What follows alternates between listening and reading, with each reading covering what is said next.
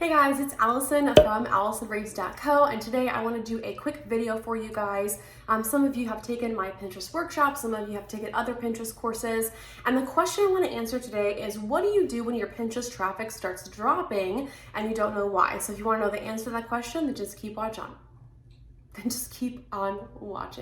There's a lot of things that I do when my Pinterest traffic starts dropping. A lot of times you can only control it to a certain extent. So, oh, hi Atticus.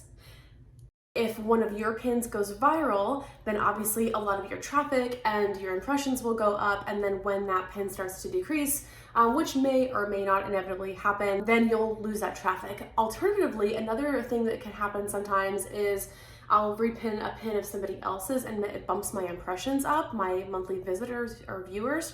And then once that pin dies down, that's somebody else's pin, my impressions will go down. Try to get an understanding of like what it was that increased your traffic or was helping it to grow. But either way, these are some of the things that I do when my traffic or my impressions start to drop, and my efforts on a day-to-day basis have been pretty consistent. So the first thing that I'll do is I'll share pins directly from other people's blog posts.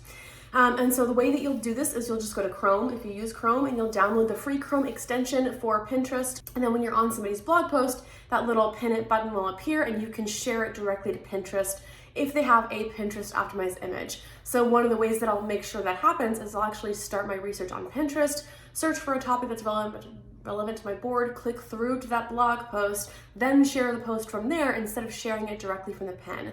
Pinterest really likes new content, so this is not only helpful for you, it's helpful for the other person. It will help their pin build authority, which will help your pins and your boards and your account also have authority. But Pinterest really likes new content, and so if you can add from a third-party source back onto Pinterest, it may help improve your impressions a bit. Similarly, you can share pins directly from your blog. So some people only do this. Some people will only share pins from their blog and they'll get the title, description, metadata from the pin from the blog. Most of the time when I'm creating new pins, I will add them directly to Pinterest.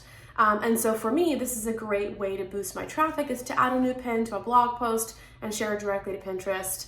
And that can be a way to, again, boost your views and your traffic, because Pinterest really likes new content. Another thing that I'll do is create new pins on Pinterest. So if you guys are unfamiliar with my Pinterest workshop, I have a process of creating one new pin a day. And that's what works for me to I'm not looking to grow my account. Currently, as of today, I'm at 1.7 million monthly views, about 50,000 monthly impressions, which earns me between $700 and $1,100 in ad revenue every single month. And I'm mostly working to just maintain that at this point.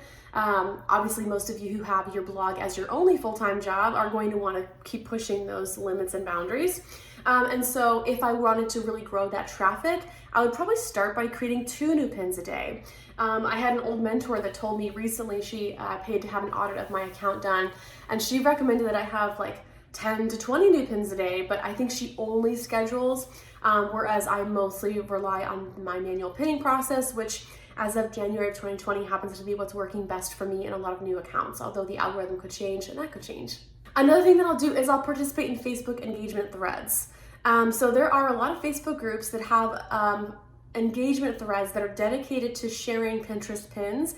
Many of them are 100% reciprocation required, meaning if you submit a link to a pin in that Facebook thread, you have to share every other pin in that thread. I only use this technique 2 reasons. One, for new accounts. It can help boost new accounts really quickly. And the other reason I'll use it is to boost my traffic or to boost a pin that's already going viral. It's not a good strategy to rely on all the time, because even though the rules of these threads state that you have to repin the pins to boards where it's relevant, most of the time people don't follow that rule. They'll pin it to a board that's very generic, and it can confuse Pinterest on the meaning of your pin, because there are several things that give your pin's meaning. One is the image, one is the data, the text and title that you attach to it.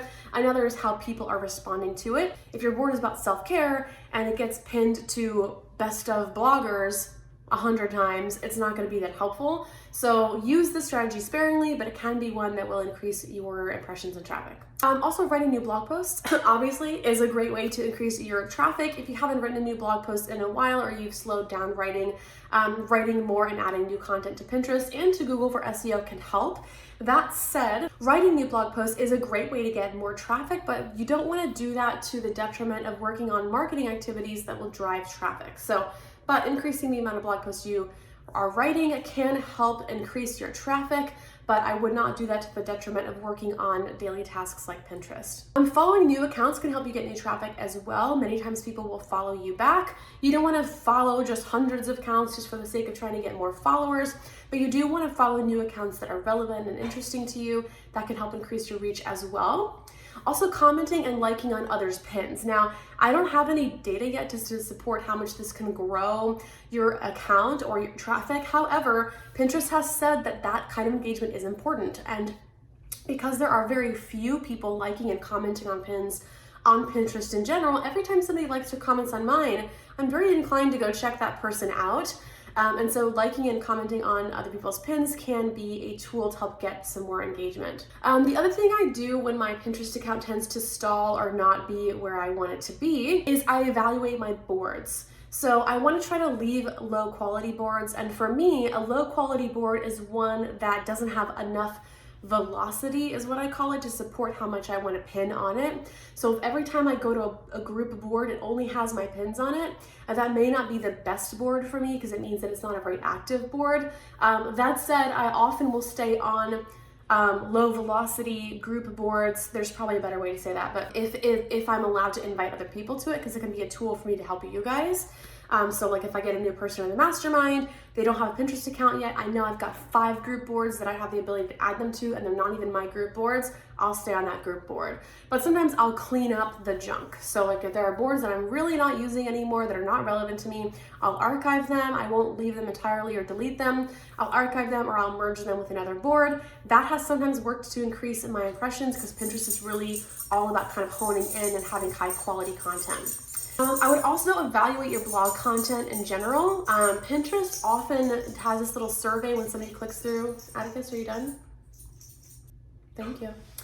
Pinterest, when somebody clicks through, will say, did you find what you were looking for? And if somebody says no, that's not a good thing. So you want to make sure that when somebody clicks through to your blog, they're finding what they want and they're finding high quality, informative content. I can't tell you how many times I've clicked through to learn something on Pinterest and it was just complete junk. Don't be that person. And lastly, repinning high quality content from other people's boards. So I know a lot of people, I was one of those people a year ago who don't really want to like repin other people's content in their niche because they're like, I don't want to help my competitors out.